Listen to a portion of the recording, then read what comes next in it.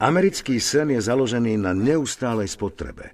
Jeho základným pilierom sú mass media a predovšetkým komerčná reklama, teda všetky korporácie, ktoré tento nekonečný rast potrebujú a ktoré dokázali vymývaním mozgov presvedčiť väčšinu ľudí v Amerike a vo svete, že musia vlastniť veľké množstvo materiálnych vecí a kupovať stále viac a viac na to, aby boli šťastní.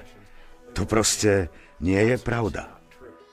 Tak prečo ľudia ďalej nakupujú týmto spôsobom, ktorý je v konečnom dôsledku ekogenocídny a ktorého negatívne systémové dôsledky sa neprestajne kumulujú? Je to učebnicový príklad manipulácie prostredníctvom podmieňovania. Na organizmus jednoducho pôsobíte určitými vstupmi a tie sa neskôr prejavia výstupmi, ktoré vedú k požadovanému správaniu, cieľu alebo účelu.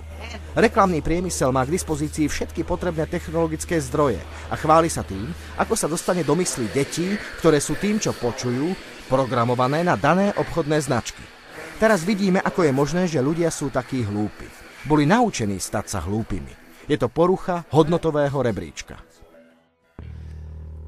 Ak existuje nejaká možnosť preukázať ovplyvniteľnosť ľudskej mysle, ak existuje nejaký dôkaz toho, aké tvarovateľné sú ľudské myšlienky a ako jednoducho je možné podmieňovať a navádzať ľudí na základe ich prirodzenosti reagovať na svoje životné prostredie a jeho vplyvy, tak tým dôkazom je bez pochyby reklama.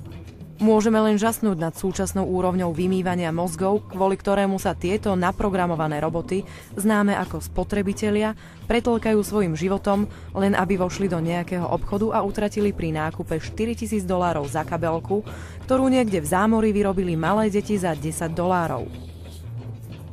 A to všetko len kvôli tomu, že značkový tovar je v našej kultúre ukazovateľom lepšieho spoločenského postavenia. Kedysi existovali starodávne spoločenské tradície, ktoré zvyšovali dôveru a súdržnosť v spoločnosti.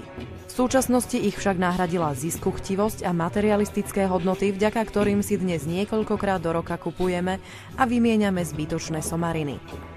A potom sa čudujeme, prečo má dnes také veľké množstvo ľudí nutkanie neustále nakupovať a hromadiť veci, keď je jasné, že už od detstva im bolo vsugerované, že hmotné statky sú znakom ich spoločenského a rodinného postavenia.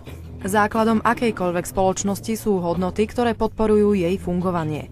Naša spoločnosť však vo svojej súčasnej podobe môže fungovať len vtedy, ak naše hodnoty budú podporovať neustále rastúcu spotrebu, ktorá je nevyhnutná na to, aby mohlo trhové hospodárstvo pretrvávať. Pred 75 rokmi bola spotreba v Amerike a vo väčšine rozvinutého sveta v prepočte na obyvateľa polovičná v porovnaní so súčasnosťou. Dnešná konzumná kultúra bola vytvorená a nanútená ľuďom kvôli potrebe neustálej a stále vyššej a vyššej úrovne spotreby. Aj z tohto dôvodu dnes väčšina korporácií míňa viac peňazí na reklamu ako na výrobu samotného tovaru, ktorý predáva. Usilovne sa snažia o vytvorenie falošnej potreby v ľudskej mysli. A funguje.